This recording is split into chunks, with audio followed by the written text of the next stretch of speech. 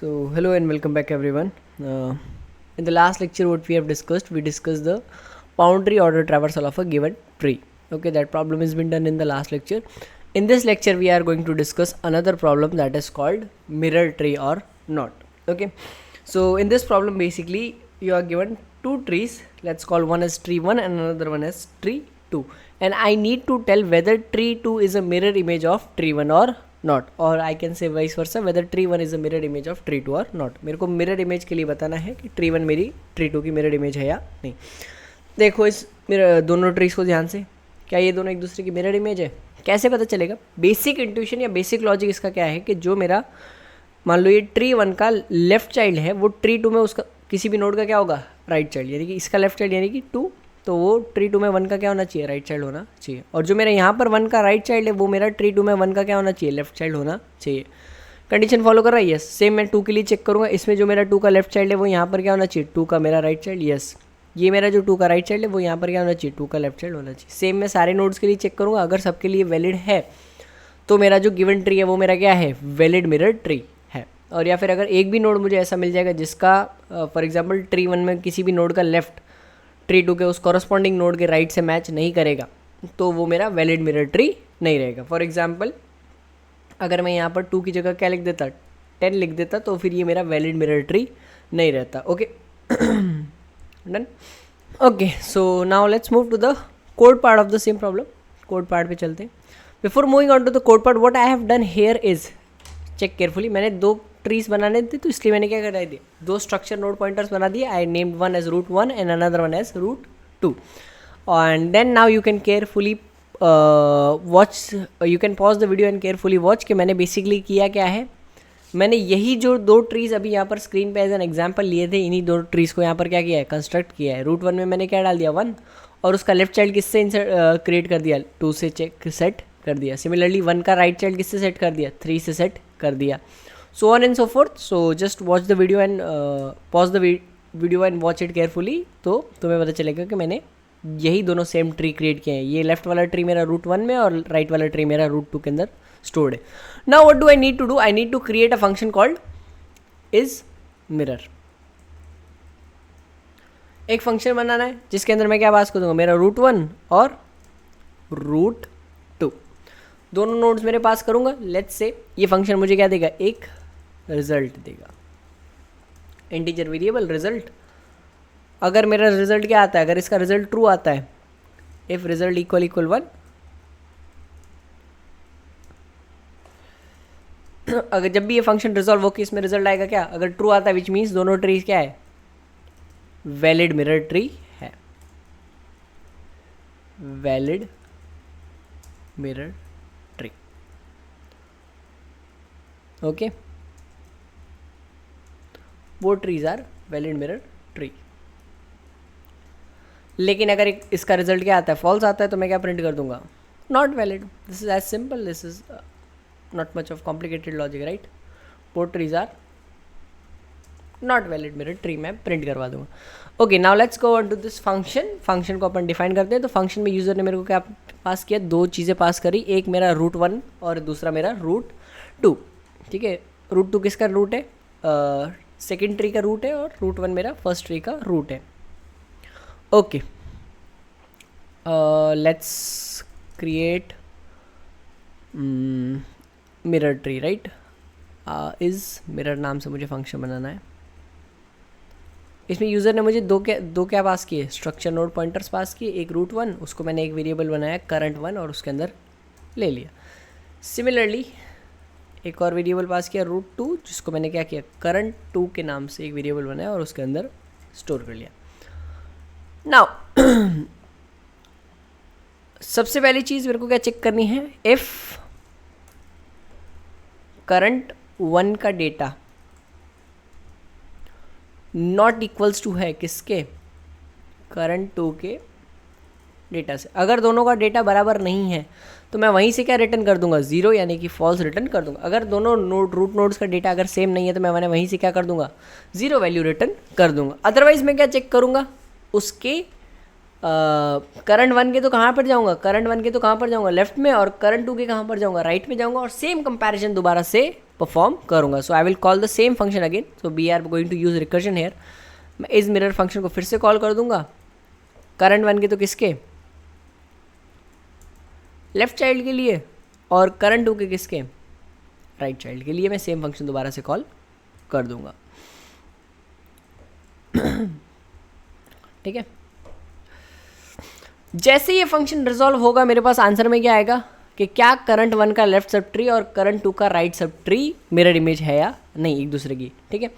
So whatever result comes let me store it into some variable result one. Okay.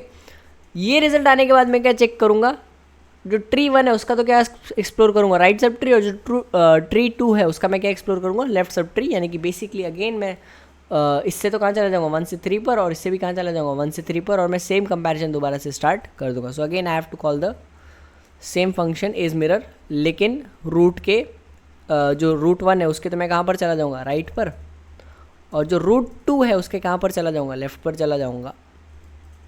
और फिर से same comparison दोबारा से start हो जाएगा. ये फंक्शन जब भी मुझे रिजॉल्व होगा क्या देगा, एक और रिजल्ट देगा. Let's call it as result two. तो रिजल्ट वन में क्या है कि लेफ्ट सब ट्री का रिजल्ट है कि left sub tree valid mirror image है या नहीं. और रिजल्ट टू में क्या है, राइट सब ट्री का मेरा रिजल्ट है कि right subtree of tree one tree two के लेफ्ट सब ट्री से वैलिड मिरर इमेज क्रिएट कर रहा है या नहीं. Okay. So this is all for your is mirror function. इसके अलावा वी आर यूजिंग रिकर्जन. तो रिकर्जन में आपको पता है कि you need to write down a base condition. तो बेस कंडीशन मेरी बेसिकली क्या होगी, जब मेरा रिकर्जन स्टॉप करूँगा वो बेसिकली क्या रहेगी कि अगर मेरा करंट वन भी जब क्या हो जाए, नल हो जाए, as well as current two भी मेरा क्या हो जाए, नल हो जाए, तो वो मेरी क्या हो जाएगी, बेस कंडीशन रीच हो जाएगी. और वहाँ से मैं क्या रिटर्न कर दूंगा, जीरो वैल्यू रिटर्न कर दूंगा. बेस कंडीशन बेसिकली क्या है कि मान लो अगर मैं यहाँ पर ट्रैवर्स कर रहा हूँ, इससे लेफ्ट पे गया 2, 2 से लेफ्ट पे गया 4, 4 से लेफ्ट पे गया फर्दर मेरा क्या आ गया, नल. यहाँ पर भी अगर देखो मैं 1, 1 से राइट पर गया 2, 2 से राइट पर गया 4, 4 से राइट पर गया नल. तो करंट वन और करंट टू दोनों अगर मेरे नल हो गए तो विच मीन्स क्या है, मैं अपने ट्री की मैक्सिमम डेप्थ पर रिटर्न कर गया. मैक्सिमम डेप्थ मैंने एक्सप्लोर कर ली. अब मैं वहाँ से क्या कर जाऊँगा, रिटर्न बैक कर जाऊँगा. राइट. तो ये मेरी क्या हो गई, बेस कंडीशन कि अगर दोनों नोड्स की वैल्यू क्या है, नल है, तो मैं वहीं से रिटर्न क्या कर दूंगा, 1 वैल्यू रिटर्न कर दूंगा. 1 मीन्स ट्रू. बिकॉज अगर तुम एक्सप्लोर करते करते अगर नल नोड तक पहुँच रहे हो विच मीन्स अभी तक कोई भी वायलेशन नहीं हुआ. क्योंकि अगर पहले अगर वायलेशन हो जाता तो मैं पहले ही क्या रिटर्न कर देता, जीरो वैल्यू रिटर्न कर देता, एकदम डेप्थ तक नहीं आता. So this is your is mirror function. इसके अलावा एक और कंडीशन तुम्हें लिखनी पड़ेगी, if current one equal null और current two equal null. How this thing will work I will show you. Return 0.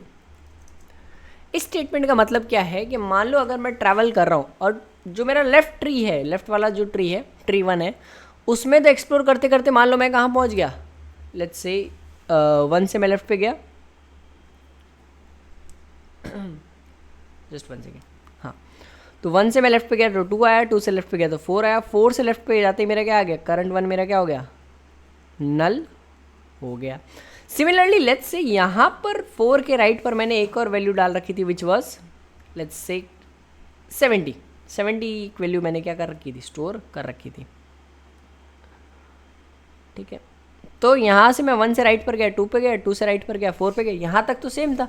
लेकिन यहाँ से मैं जब 4 पे राइट पर गया तो मेरे को क्या मिल गया, 70 वैल्यू मिल गई. अब ये 70 मेरे ट्री वन में तो एग्जिस्ट नहीं कर रहा. यहाँ पे तो करंट वन मेरा कहाँ पहुँच गया, नल पे. और यहाँ पे लेकिन करंट टू के अंदर अभी भी एक वैलिड नोड मेरा प्रेजेंट है. अगर दोनों नल होते तो कोई प्रॉब्लम नहीं थी. लेकिन अगर दोनों में से सिर्फ एक नल है तो विच मीन्स क्या, it is not a valid binary valid mirror tree. तो यही मैंने चीज़ चेक करी कि या तो मेरा करंट वन नल हो या फिर मेरा करंट टू नल हो. दोनों में से अगर कोई एक नल होगा तो मैं क्या रिटर्न कर दूंगा, 0. अगर दोनों नल होंगे तो ये पहले ही मेरा क्या रिटर्न कर देगा, 1 वैल्यू रिटर्न कर देगा. ठीक है.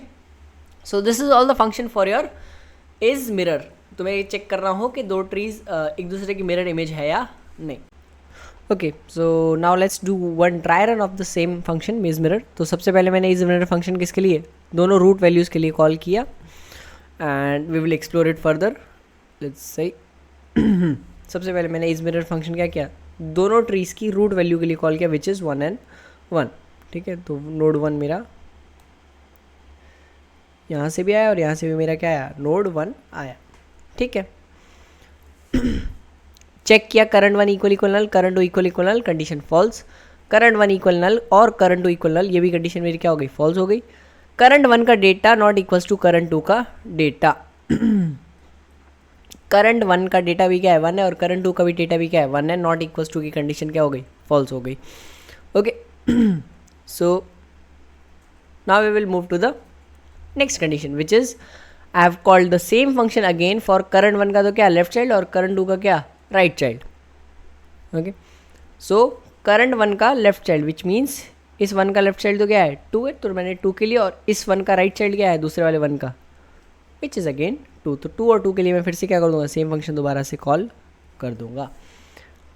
ये दोनों भी सेम है तो इनके लिए भी क्या होगा, नॉट इक्वल्स टू वाली कंडीशन मेरी ट्रू नहीं होगी। फिर से मैं क्या चला जाऊँगा, ट्री 1 के तो लेफ्ट में और ट्री 2 के राइट में। तो ट्री 1 का लेफ्ट विच इज़ 4 और ट्री 2 का राइट विच इज़ अगेन 4।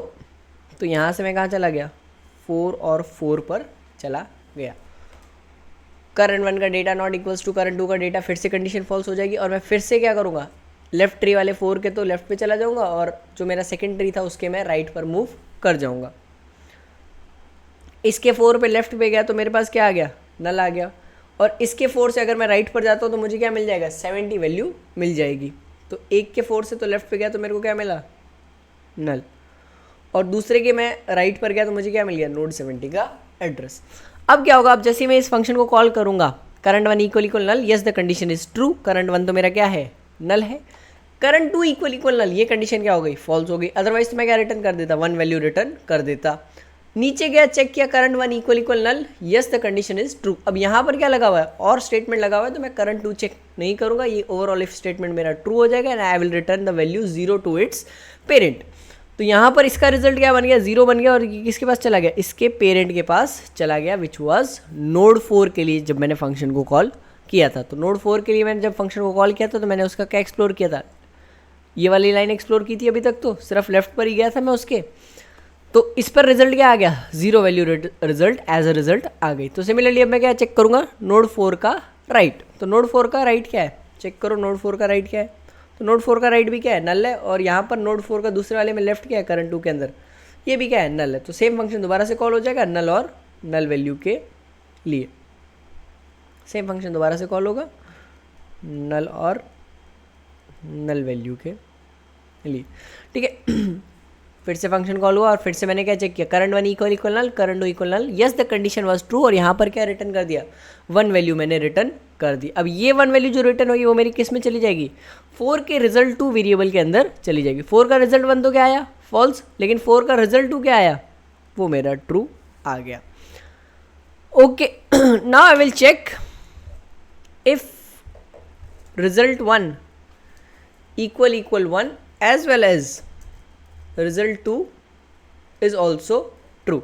अगर दोनों रिजल्ट मेरे क्या आए हैं, ट्रू आए हैं, तो मैं ओवरऑल वापस यूज़र को क्या रिटर्न कर दूंगा, आई विल रिटर्न 1 वैल्यू, ठीक है। लेकिन अगर दोनों में से एक भी मेरा क्या आया है, फॉल्स आया है, तो मैं क्या रिटर्न कर दूंगा, आई विल रिटर्न फॉल्स, यानी कि मैं क्या रिटर्न कर दूंगा, 0 वैल्यू रिटर्न कर दूंगा। यहाँ से देखो 4 के लिए जो रिजल्ट 1 आया वो तो क्या आया था, 0, लेकिन रिजल्ट 2 क्या आया, वो 1 आया। तो रिजल्ट 1 इक्वल इक्वल 1, ये कंडीशन मेरी क्या हो गई, फॉल्स हो गई। तो बेसिकली 4 वाला फंक्शन क्या रिटर्न कर देगा, अपने पेरेंट को 0 वैल्यू रिटर्न कर देगा। तो 4 का पेरेंट कौन सा था, 4 का पेरेंट कौन सा था, तो ये फंक्शन कॉल मेरा कंप्लीट हो गया। 4 वाला फंक्शन कॉल भी अब मेरा क्या हो गया, कंप्लीट हो गया, और इसने अपने पेरेंट को क्या रिटर्न कर दिया, 0 वैल्यू रिटर्न कर दी। तो 2 के रेस्पेक्ट में मेरा जो रिजल्ट 1 आया वो तो क्या आ गया, 0 आ गया, ठीक है। अब 2 के लिए मैं क्या एक्सप्लोर करूंगा, उसका राइट चाइल्ड। तो इसका राइट चाइल्ड क्या है, 5, दूसरे वाले ट्री में इसके लेफ्ट पे चले जाओ, इसका लेफ्ट भी क्या है, 5। तो नोड 5 और 5 के लिए फिर से मेरा क्या हो जाएगा, सेम फंक्शन दोबारा से कॉल हो जाएगा। 5 के लिए मैं दोबारा से सेम फंक्शन कॉल करूंगा, फंक्शन में ऊपर जाओ, चेक करो 5 इक्वल इक्वल नल, नोड 5 का एड्रेस वैलिड है, कंडीशन फॉल्स है, ये कंडीशन भी मेरी फॉल्स है। करंट 1 का data which is 5 not equals to current 2 का डेटा विच इज़ ऑल्सो 5, तो ये कंडीशन भी मेरी क्या हो गई, फॉल्स हो गई। इस 5 के तो मैं कहाँ पर चला जाऊँगा, एक के लेफ्ट पर, और दूसरे वाले 5 के राइट पर मैं मूव कर जाऊँगा। चेक करो इस 5 का लेफ्ट क्या है, नल है, इस 5 का लेफ्ट मेरा क्या है, नल है, और दूसरा वाले 5 का राइट क्या है मेरा, वो भी नल है। तो सेम फंक्शन दोबारा से कॉल हो जाएगा दोनों की नल वैल्यू के लिए। जैसे ही नल के लिए सेम फंक्शन दोबारा से कॉल होगा, current 1 equal null, current 2 equal नल, कंडीशन मेरी क्या हो जाएगी, ट्रू हो जाएगी, और ये क्या रिटर्न कर देगा, 1 वैल्यू रिटर्न कर देगा, विच मीन्स नल और नल वाला मेरा फंक्शन रिजॉल्व हो जाएगा, और ये क्या करेगा, 1 वैल्यू रिटर्न कर देगा वापस अपने पेरेंट के रिजल्ट 1 वेरिएबल के अंदर। ठीक है, अब मैं क्या एक्सप्लोर करूँगा, इसका रिजल्ट 1 तो क्या आ गया, 0। अब मैं 5 और 5 के राइट की तरफ मूव करूँगा और यही सेम फंक्शन दोबारा से कॉल करूँगा। ठीक है, इस 5 का राइट चेक करो, इस 5 का राइट क्या है, नल है, और दूसरे वाले 5 का लेफ्ट क्या है, वो भी मेरा क्या है, नल है। सेम फंक्शन दोबारा से कॉल होगा, सेम वापस मैं इसी लाइन पर वापस से क्या हो जाऊँगा, वापस आ जाऊँगा, और रिजल्ट 2 मेरा क्या हो जाएगा, रिजल्ट 2 भी मेरा ओवरऑल 1 हो जाएगा। तो रिजल्ट 1 मेरा क्या आया, रिजल्ट 1 मेरा क्या है, 1 आया, और रिजल्ट 2 भी मेरा क्या आ गया, 1 आ गया। ठीक है, 5 के रेस्पेक्ट में नीचे जाओ और चेक करो, 5 का रिजल्ट 1 क्या आया, 1, और 5 का रिजल्ट 2 भी क्या आया, 1। तो ये अपने पेरेंट को वापस क्या रिटर्न कर देगा, 1 वैल्यू रिटर्न कर देगा। तो 5 वाला फंक्शन भी मेरा रिजॉल्व हो गया, उसको मैं स्टैक से बाहर निकाल दूंगा, और ये अपने पेरेंट को क्या रिटर्न कर देगा, 1 वैल्यू रिटर्न कर देगा। Done, okay. तो 2 का लेफ्ट रिजल्ट तो क्या आया, 0, और 2 का राइट रिजल्ट क्या आया, 1 मेरे पास आ गया। डन, चेक करूंगा 2 के लिए रिजल्ट 1 इक्वल 1, ये कंडीशन मेरी क्या हो गई, फॉल्स, क्योंकि 2 के जो लेफ्ट सब ट्री का रिजल्ट आया था वो मेरे पास 0 आया है। तो ये क्या अपने पेरेंट को क्या रिटर्न कर देगा, 0 वैल्यू रिटर्न कर देगा। डन, ये फंक्शन मेरा रिजॉल्व हो गया, और ये अपने पेरेंट को क्या रिटर्न कर देगा, 0 वैल्यू रिटर्न कर देगा। ओके, अब मैं 1 का लेफ्ट सब ट्री तो मेरा एक्सप्लोर हो गया, मैं 1 का भी क्या करूंगा, राइट सब ट्री एक्सप्लोर करूंगा। यस, 1 का मैं राइट सब ट्री एक्सप्लोर करूंगा, और इस 1 में क्या करूंगा, इसका लेफ्ट सब ट्री फिर से एक्सप्लोर करूंगा, and again I will do the same comparison. तो rest of the trial I guess आप कर सकते हो। I will keep performing, result 1 जो भी आए, चाहे 1 आए चाहे 0 आए, कोई फर्क नहीं करता। मान लो मेरा रिजल्ट 2 1 आता है, तो 0 एंड 1 जब मैं करूंगा तो ओवरऑल रिजल्ट क्या हो जाएगा, 0 हो जाएगा। ये वाली इफ कंडीशन मेरी फॉल्स हो जाएगी, और ये अपने पेरेंट को वापस क्या रिटर्न कर देगा, 0 वैल्यू रिटर्न कर देगा। Both trees are not valid mirror images of each other. So this is your function for is mirror. Okay, so that's all in this function. See you in the next lecture, in which we will cover the problem statement of left view of a binary tree.